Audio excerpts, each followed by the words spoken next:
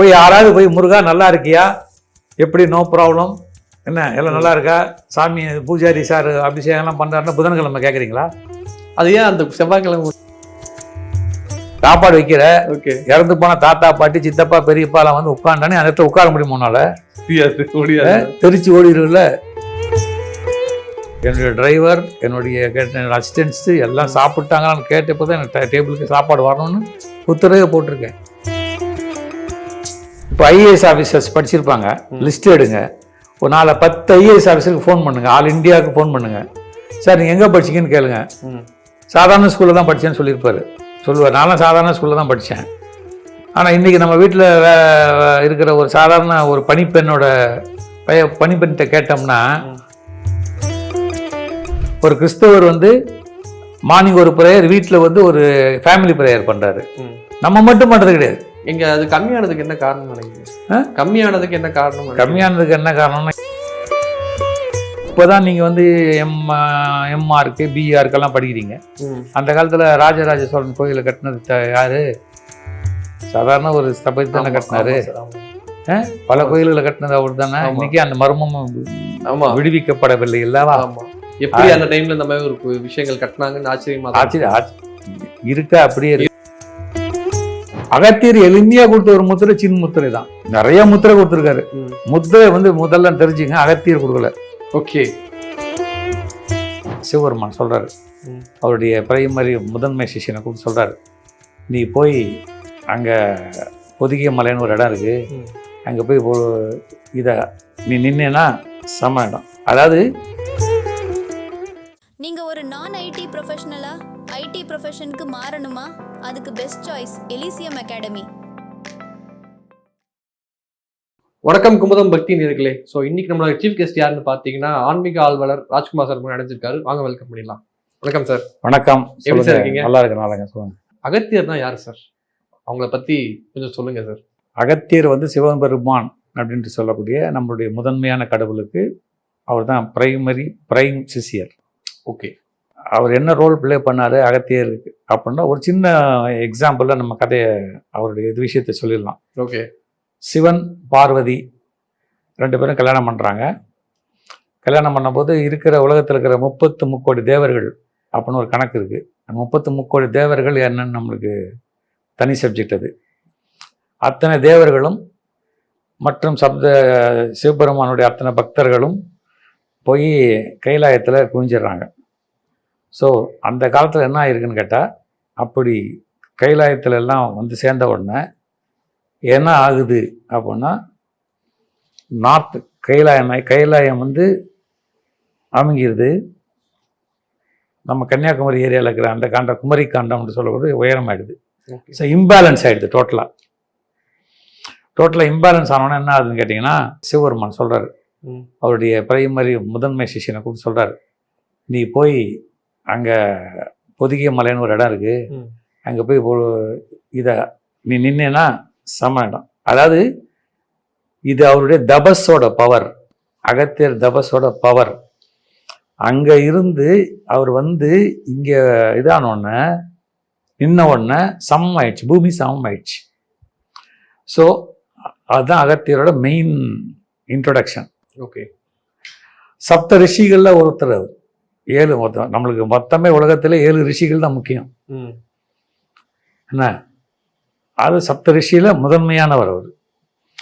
இதுதான் அவருடைய ஃபஸ்ட்டு இது. அவர் வந்து அகத்தியம் அப்படின்னு ஒரு நூல் எழுதியிருக்காரு. அவர் எழுதின நூல் அப்படி எடுத்து பார்த்தீங்கன்னா, தொல்காப்பியம் தான் ஃபஸ்ட்டு நூல்னு சொல்லி தமிழில் ஒரு தமிழ் வரலாறுல ஒரு இது இருக்குது. அந்த தொல்காப்பியத்தில் அகத்தியரை பற்றி எங்கேயுமே இல்லை. ஓகே, புரிஞ்சிட்டிங்களா? அகத்தியம் அவர் எழுதின முதல் தமிழ் நூல். அந்த ஒரு விஷயம் வந்து ரொம்ப முக்கியமாக அகத்தியரை பற்றி. அவர் வந்து 4 வேதம் இருக்கு. என்ன 4 வேதங்களில் வந்து ரிக் வேதத்திலே அவர் வராரு. அப்போ வேதங்கள் அப்படின்றது தனியாக நீங்கள் பார்த்துக்குங்க என்னென்னு. 4 வேதங்கள் என்னென்ன வேதங்கள் இருந்திருக்குன்னு. அந்த வேதங்களில் ரிக் வேதத்திலே அகத்தியர் பற்றி வந்திருக்கிறாரு. அகத்தியர் வந்து மித்திர வருணன் அப்படின்னு சொல்லக்கூடிய ஒருத்தருடைய அவருடைய மகன். மித்திர வருணன் அப்படின்னு ஒரு பகவானுடைய மகனாகவும் வசிஷ்டர்னு ஒரு ரிஷி இருக்கார், அவருடைய பிரதர் ம். அப்படி இருந்திருக்காருன்னு இந்த ரிக் வேதத்தில் 26 சாப்டர் எழுதியிருக்காரு அவர். யாரு? அகத்தியர். அகத்தியர். அவங்க மனைவி பேர் லோபமுத்திரை அப்படின்னு இருக்காரு. இவருடைய ஸ்பெஷாலிட்டி வந்து நம்மளுக்கு ஹியூமன் இன்னைக்கு தெரிஞ்ச ஸ்பெஷாலிட்டி என்னன்னு கேட்டிங்கன்னா, பல விஷயங்களில் மருத்துவம், போர் முறைகள். ஓகே. இது ரொம்ப ஆச்சரியமான ஒரு விஷயம் ஒன்று இருக்குது. ராமன் வனவாசத்தில் இருக்கும்போது என்ன அகத்தியர் அவர் சந்திக்கிறார், மீட் பண்ணி ராமனுக்கே வந்து போர் முறைகளை சொல்லி கொடுக்குறார். ஓகே. தீயவர்களை அடக்க வேணும் அப்படின்ற ஒரு விஷயத்துக்காக ராமனை மீட் பண்ணி அவருக்கு பிரதர் இந்த மாதிரி சண்டை போடணும் தெரிஞ்சுக்க, உங்கள் வீட்டுக்கார அம்மா தூக்கின்னு போயிட்டாங்க, இப்படி போட்டு தான் கூட்டின்னு வரணும் அப்படின்னு சொல்லிக்கிறார். என்ன இதெல்லாம் வந்து எல்லாத்துலேயுமே இருக்குது. அதுக்கப்புறம் முச்சங்கம் அப்படின்னு இருக்கக்கூடிய ஒரு சங்கம் இருந்துச்சு தமிழ்நாட்டில். அதில் வந்து அவர் தான் தலைவர். இன்றைக்கி இருக்கக்கூடிய சித்த மருத்துவ முறைகளில் வந்து 2000 வருஷத்துக்கு முன்னாடி என்னென்ன வியாதியெல்லாம் வரும்னு சொல்லி மோர் தேன் 4000 வியாதிக்கு மருந்து சொல்லிட்டு போயிருக்காரு அகத்தியர் அப்போவே. ஆமாம். இப்போ நீங்கள் எடுத்துகிட்டு இருக்கிற இடம் இது பேர் திருவான்மியூர். ஆமாம். இந்த திருவான்மியூரில் இருக்க கோயில் பேர் மருந்து ஈஸ்வரர். மருந்து ஈஸ்வரர். சிவபெருமான் அகத்தியருக்கு மருந்து சொல்லி கொடுத்த இடம் பேர் மருந்து ஈஸ்வரர். அதனால தான் இந்த ஈஸ்வரனுக்கு பேர் மருந்து ஈஸ்வரன் பேர். புரிஞ்சிங்களா? அகத்தியர் கடைசியா அனந்த சயனம் அப்படின்னு இன்றைக்கு கேரளா என்று அழைக்கக்கூடிய ஊரில் ஜீவசமாதி ஆனார்னு ஒரு கருத்து இருக்கு.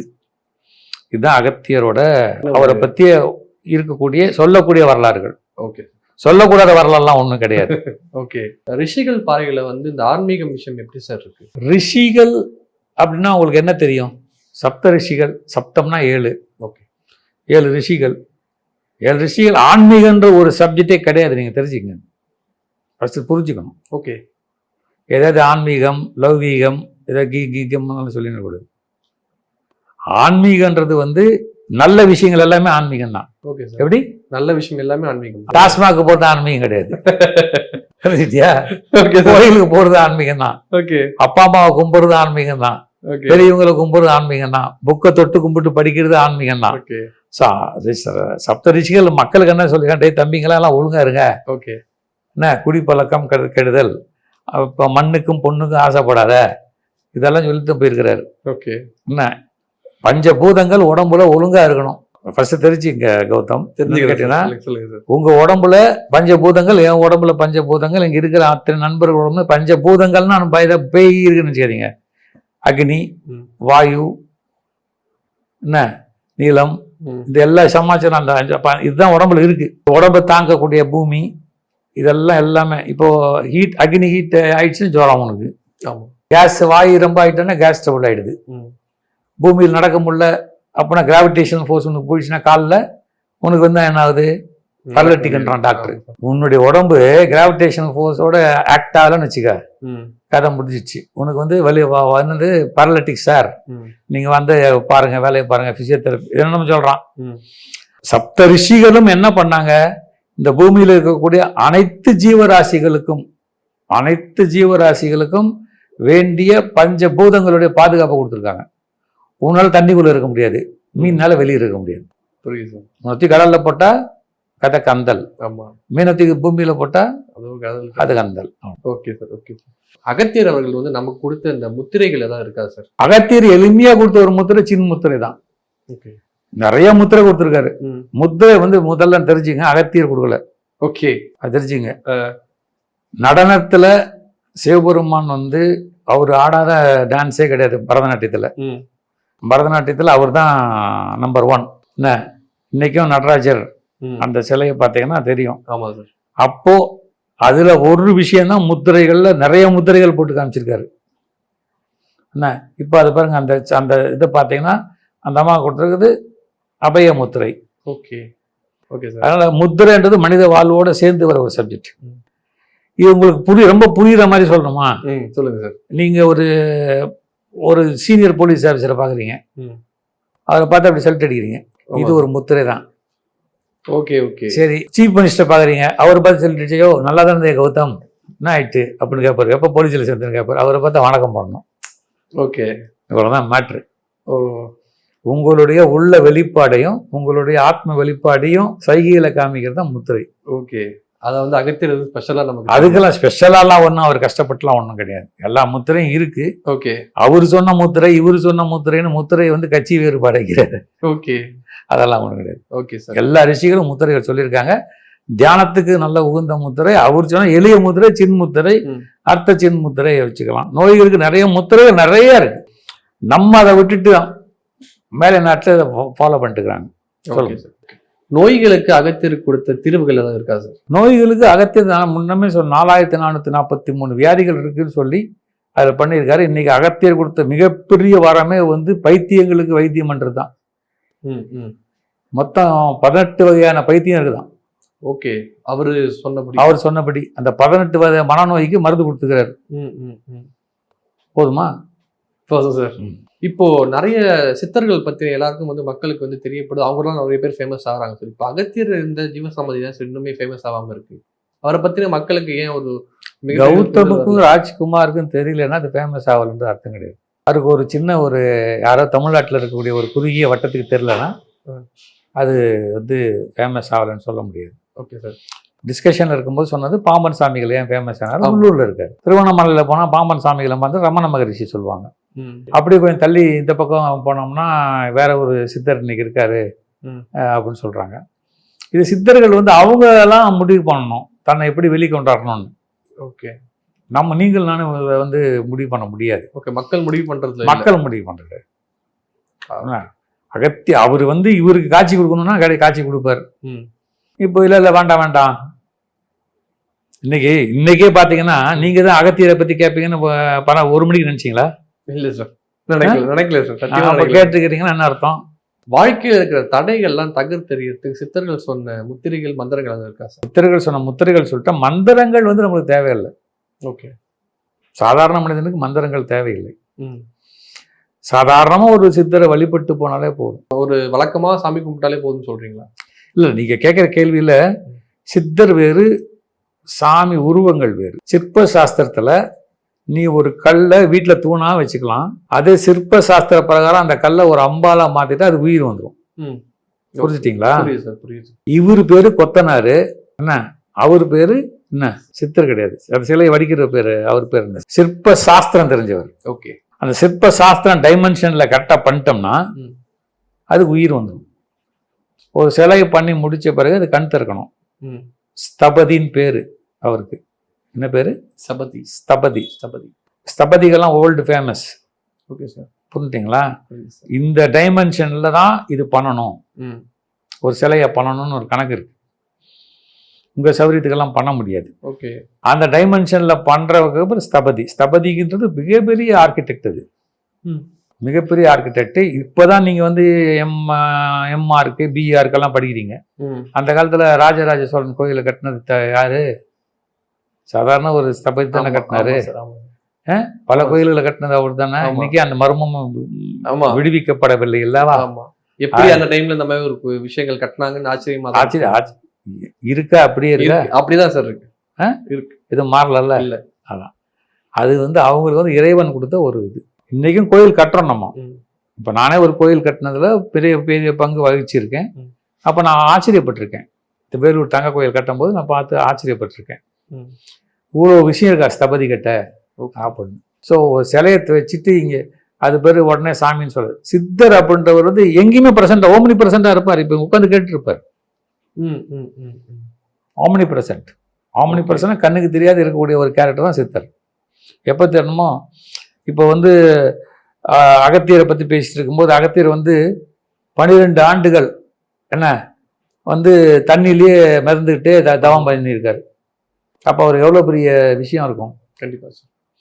இப்போ நம்ம வந்து சித்தர்கள் மக்கள் சாமியார்கள்னு பார்க்குறவங்கலாம் வேஷம் போட்டு பயங்கரமாக டான்ஸ் எல்லாம் பண்ணிட்டு அப்புறம் வந்து நிறைய தத்துவங்கள் நிறைய நகையெல்லாம் போட்டுக்கிட்டு விதவிதமாக காட்சி அளிக்கிறவங்கலாம் நம்புறதுக்கு வேணா இது வந்து கலிகாலம். ஓகே. இப்படி தான் நம்புவான். இப்படி சொன்னால் இப்படி இப்படி இப்படி இப்படி பண்ணால் தான் நம்புவான்.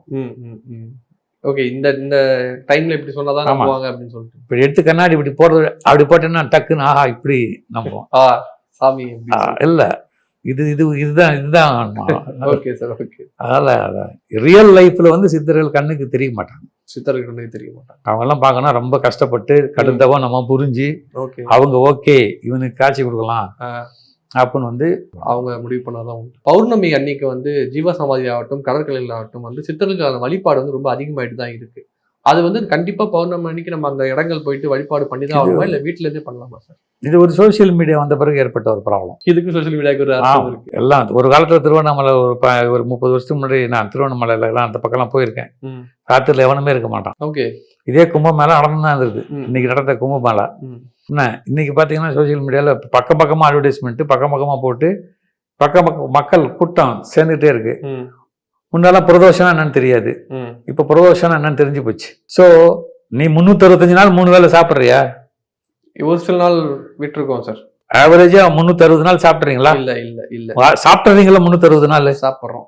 ஆனா 2 வேளை 3 வேளை சாப்பிட்டோமா? 2 வேளை சாப்பிடுறீங்க. ஆவரேஜா 2 வேளை சாப்பிடுவோம். எத்தனை முறை சாமி கும்பிடுறீங்க? கம்மிதான் சார். நீ உனக்கு பயம் வந்துச்சுன்னா சாமி கும்பிடுவேன். அது மனிதர்களே உண்டான ஒரு அப்படி கிடையாது. இப்ப நாங்கெல்லாம் அப்படி கிடையாது. ஓகே. கண்டிப்பா வந்து காலையில விடிய காத்தால 4:30 மணிக்கு எழுந்துச்சு கை கால் மூஞ்சி கழுவிட்டு ஒரு 10 நிமிஷம் 20 நிமிஷம் சாமி கும்பிடணும். மத்தியானம் ஒரு 10 நிமிஷம் சாமி கும்பிடணும். 3 வேளையும். ஆமா. ஓகே. 10 நிமிஷம் உன்னால அலர்ட் பண்ண முடியாதா? முடியுது சார். இதை பண்ண மாட்டேன்றான். மற்ற மதத்துக்கார மாட்டான் தெரியுமா உங்களுக்கு? ஒரு இஸ்லாமியர் வந்து 3 வேளை தொழுகிறாரு, 5 வேளை தொழுகிறாரு. ஒரு கிறிஸ்தவர் வந்து மார்னிங் ஒரு பிரேயர், வீட்டில் வந்து ஒரு ஃபேமிலி பிரேயர் பண்றாரு. நம்ம மட்டும் பண்றது கிடையாது. இங்க அது கம்மியானதுக்கு என்ன காரணம் நினைக்கிறீங்க? கம்மியானதுக்கு என்ன காரணம்? கம்மியானதுக்கு என்ன காரணம்னா என்னுடைய லாங்குவேஜ் சொன்னா கொழுப்புன்னு சொல்லுவேன். ஓகே. என்ன பயம் போயிடுச்சுன்னு சொல்லுவேன் என் லாங்குவேஜ்ல. ஓகே. என்ன வேற ஒன்றும் கிடையாது. ஓகே. அறியாமைன்னு கூட சொல்லலாம். ஓ அந்த மாதிரி கூட என்ன அறியாமை கூட சொல்றான். இப்போ ஐஏஎஸ் ஆஃபீஸர்ஸ் படிச்சிருப்பாங்க, லிஸ்ட் எடுங்க. ஒரு 10 ஐஏஎஸ் ஆஃபீஸருக்கு ஃபோன் பண்ணுங்க, ஆல் இந்தியாவுக்கு ஃபோன் பண்ணுங்க. சார் நீங்கள் எங்கே படிச்சிங்கன்னு கேளுங்க. சாதாரண ஸ்கூலில் தான் படித்தேன்னு சொல்லுவார். நானும் சாதாரண ஸ்கூலில் தான் படித்தேன். ஆனால் இன்றைக்கி நம்ம வீட்டில் இருக்கிற ஒரு சாதாரண ஒரு பணிப்பெண்கிட்ட கேட்டோம்னா, பாப்பா என்ன உங்கள் பையன் எங்கே படிக்கணும், இருக்குதுல பெஸ்ட் ஸ்கூல் சொல்லுது. 50,000 100,000 ஃபீஸ் இருக்கிற ஸ்கூல் தான் சொல்லுது. என்ன பண்ண முடியும்? இப்போ என்னன்னா ஸ்னாபிஷ் லிவிங், இது பேர் ஸ்னாபிஷ்னு இங்கிலீஷில் சொல்லுவோம். என்ன மாதிரி நீ இருக்கணும், உன்ன மாதிரி நான் இருக்கணும், நம்ம 2 பேர் மாதிரி அவர் இருக்கணும்னு நினச்சா முடியாது. அவங்களுக்கும் இண்டிவிஜுவாலிட்டி இருக்கு. ஸோ பக்தியில் வந்து என்ன ஆயிடுச்சு, இதை பார்த்து சனிக்கிழமை கோயிலுக்கு போய்க்கலாம், ஞாயிற்றுக்கிழமை கோயிலுக்கு போய்க்கலாம், பௌர்ணமிக்கு கோயிலுக்கு போய்க்கலாம், பௌர்ணமியில் கடலில் போய் நீராடலாம். அப்பா அம்மா இருக்கும்போது கவனிக்கிறது இல்லை. அமாவாசை அன்னைக்கு என்னையா நீ ஊறப்பட்ட சாப்பாடு வைக்கிற? அந்த காக்கா எவ்வளோ சாப்பாடு தான் சாப்பிடும் யோசிச்சு பாரு. டெய்லி சாப்பாடு வை. சரி அவங்க தான் செத்து போயிட்டாங்க, வந்து சாப்பிட போது கிடையாது. உங்க வீட்டில் இருக்கிற வேலைக்காரமாக நல்லா சாப்பாடு போட்டியா? கிடையாது. அதை வாங்கி எடுத்து நான் பல பதிவுகளில் சொன்னது, வாங்கி எடுத்து பண்ணி ஃப்ரிட்ஜில் வச்சுட்டு மறுநாள் சில்லுன்னு இருக்கிற சாப்பாடு தான் கொடுப்பேன். பௌர்ணமி அன்னைக்கு செஞ்சது இல்லை, பௌர்ணமி டெய்லியே. ஓகே, ரெகுலராகவே டெய்லியே. இப்போ நான்லாம் எப்படி ப்ராக்டிஸ் பண்ணுறேன்னா, என்னோட பணியாட்கள் சாப்பிட்ட பிறகு தான் நான் சாப்பிடுவேன். என்னுடைய டிரைவர், என்னுடைய அசிஸ்டன்ட்ஸு எல்லாம் சாப்பிட்டாங்களான்னு கேட்டப்போ தான் எனக்கு டேபிளுக்கு சாப்பாடு வரணும்னு உத்தரவே போட்டிருக்கேன். அது நான் என்ன சாப்பாடு சாப்பிட்றேன்னு அவன் சாப்பிட்ருக்கணும், அவன் சாப்பிட்றதான் நான் சாப்பிட்டுக்கணும். என்ன இன்னுமே சில காலகட்டங்களில் என் கூட உட்காந்து சாப்பிடுன்னு சொல்லுவேன். அதுக்கு நிறைய பேர் எதிர்ப்பு தெரிவிப்பாங்க. நான் இப்போ கேட்பேன், காரில் என் பக்கத்துல தான் உட்காந்து வரேன் என் டிரைவர். போகிற டெஸ்டினேஷன் வரைக்கும் டிரைவர் பத்திரமா ஓட்டு மதுரைக்கு போகணும், பத்திரமா இறங்குறவொன்னே டிரைவர் நீ எங்கன்னா தங்கிக்கோ, வண்டி இப்படி விட்டுரு, சாவி. என்ன இது, what is this human relationship?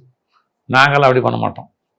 நாங்கள் சித்தர்லாம் கரெக்டாக வழிபடுறதுனால வா நம்மளோடைய பக்கத்து ரூமில் படுத்துக்கோ, என்ன சந்தோஷமா இரு, ஜாலியாக இருக்கு. அதனால தான் நம்மளை கூட போக மாட்டேன்றான். மனித நேயம் அது இல்லை. சித்தர்கள் சொல்வது மனித நேயம். அதுக்காக இவ்வளோ பெரிய விளக்கம் கொடுத்தோம். Okay sir. இப்போ நீங்கள் சொல்லும் போது நான் ஒரு விஷயம் எனக்கு ஒரு கேள்வியாக தெரிஞ்சுது. இந்த பௌர்ணமி அன்னைக்கு நம்ம சாப்பாடு சாமிக்கு வைப்பாங்க, காக்காக்கள் வந்து சாப்பிட்டா முன்னோர்கள் வந்து சாப்பிட்ற மாதிரிலாம் ஒரு விஷயம் வந்து இருக்குது இல்லை சார்? சாப்பாடு வைக்கிற ஓகே, இறந்து போன தாத்தா பாட்டி சித்தப்பா பெரியப்பாலாம் வந்து உட்காண்டானே அந்த இடத்துல உட்கார முடியுமோனால தெரிச்சு ஓடிடும்ல. பேசாது சும்மா, அதெல்லாம் ஒரு நடிகை சார். அது இப்ப கம்மியாயிடுச்சான்னு கேக்குறேன். கம்மியாக அதிகமாயிட்டான் ஆயிருக்குது. அதிகமா தான் ஆகுது. அது ஒரு நடிப்பு தான் அது. Okay okay okay. டெய்லியே சாப்பாடு வைக்கின்றேன் நான். ஓ அப்படி சொல்றீங்க. ஆமா, டெய்லியும் வீட்டுல வேலை பசிச்சவனுக்கு சாப்பாடு போட்டியா? பாவனை தான்.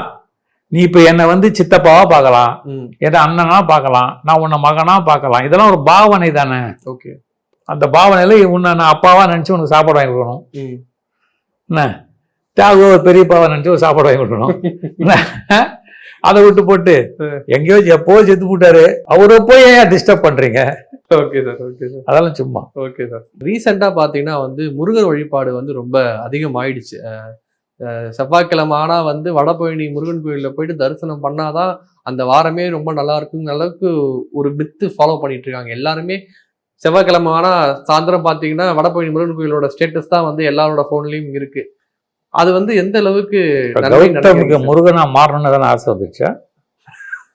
கொண்டு விடுவாங்க வீட்டுல வள்ளி தெய்வான ரெடி பண்ணிட்டாரு. இல்ல சார், நானே வந்து அந்த மாதிரி ஒருத்தவங்க சொல்லி நான் போய் வடபழனி முருகன் கோயில் எல்லாத்தையும் பயத்தை கிளப்பி விட்டா வச்சுக்க அவ ஃபேமஸ் ஆயிடுவாங்க. ஏதாவது ஒரு பயத்தை கிளப்பி இதை பார்த்தீங்கன்னா உனக்கு வேலை கிடைக்கும். போய் யாராவது போய் முருகா நல்லா இருக்கியா, எப்படி, நோ ப்ராப்ளம், என்ன எல்லாம் நல்லா இருக்கா, சாமி பூஜாரி சார் அபிஷேகம் எல்லாம் பண்றாருன்னா புதன்கிழமை கேட்குறீங்களா? அது ஏன் அந்த செவ்வாய்க்கிழமை சும்மா அதெல்லாம் ஒன்றும் கிடையாது. அது என்னுடைய ஆன்மீக பார்வையில வந்து இது எந்த கிழமை போனாலும் முருகர் இருக்காரு. டெய்லி வந்து எல்லா ஓரையும் வருது. செவ்வாய் ஓரை, குரு ஓரை, புதன் ஓரை எல்லாம் வந்து இப்ப நம்ம பேசிட்டு இருக்கிறது குரு ஓரையில பேசிட்டு இருக்கோம். அந்த ஓரையில போனாலும் அது நடக்கும். என்ன இது டெமான்ஸ்ட்ரேஷன் எஃபெக்ட். கௌதம் போறான், நான் போகணும், நான் போறேன், ஆனந்த் போகணும். என்ன ஆனந்த் கௌதம் 3 பேரும் கிளம்புறாங்க, தியாக நம்மளுக்கு முன்னாடி அங்க நிற்பாரு. இதுதான் மேட்ரு, இதுதான் கூட்டம், ஒன்றும் வேற ஒன்றும் கிடையாது. Okay sir, okay. ஸோ நிறைய விஷயங்களை கூட பகிர்ந்துக்கிட்டீங்க. உங்கள் பதில்கள் கேட்கும்போது எனக்கே ரொம்ப ஆச்சரியமா இருக்கு. ரொம்ப நன்றி சார் இன்டர்வியூ கொடுத்ததுக்கு. சரி, நானும் உங்களுக்கு நன்றி சொல்லணும். நான் சொன்னது பிராக்டிக்கல் ஆன்மீகம். இது யாருடைய மனத்தை புண்படுத்துறதுக்காக சொல்ல, பிராக்டிக்கலா நான் சொல்றேன். நான் ஏன் ஒரு சாப்பாடையும் ஒரு வழிபாடையும் கம்பேர் பண்ணேன்னா, சாப்பாடுக்கு டைம் ஒதுக்குற என்ன, ஏன் வழிபாட்டுக்கு ஒதுக்குனா திட்ட போறாரா கடவுள்? இல்ல, ஏன்டா என்ன செவ்வாய்க்கிழமை திங்கக்கிழமை கும்பிட்ற, நாளைக்கு செவ்வாய், அதால கேலண்டரும் நம்ம பிடிச்சி கண்டுபிடிச்சது சார். ஓகே, கிரேக்கர்கள் கண்டுபிடிச்சது தான் கேலண்டர். என்ன அதெல்லாம் நீங்க என்னைக்கு வேணாலும் எப்ப வேணாலும் கும்பிட்டுட்டே இருங்க, ஜாலியா இருங்க. ஓகே சார், கேலண்டர்ல சொன்ன விஷயங்கள் நல்ல நேரம், கெட்ட நேரம், அந்த பௌர்ணமி, இது எல்லாமே வந்து மனசுல எது நல்லது நினைக்கிற அப்பெல்லாம் நல்ல நேரமா. ஓ, நீங்க அந்த ப்ராக்டிக்கல் அந்த அளவுக்கு. ஆமா, நல்ல நேரத்துல போய் பேங்க் கொள்ள அடிச்சு போலீஸ் விட்டுருமா? நல்ல நேரம் ஸ்டேட் பேங்க்ல போய் கத்தி காமிச்சு, மேனேஜர் நல்ல நேரம், சூப்பர் நேரம், அது நல்ல துட்டு எடுத்து கொடுத்தா சரி எடுத்துட்டு போகணும் விட்டுருவானா? எப்ப செஞ்சாலும் தப்புதான். நல்ல எந்த நேரத்தை தப்பு செய்யும் அந்த நேரம் நான். ஓகே சார், ஓகே சார், நன்றி சார், நன்றி. தேங்க்யூ. நீங்க ஒரு நான் ஐடி ப்ரொஃபஷனலா ஐடி ப்ரொஃபஷனுக்கு மாறணுமா? அதுக்கு பெஸ்ட் சாய்ஸ் எலிசியம் அகாடமி.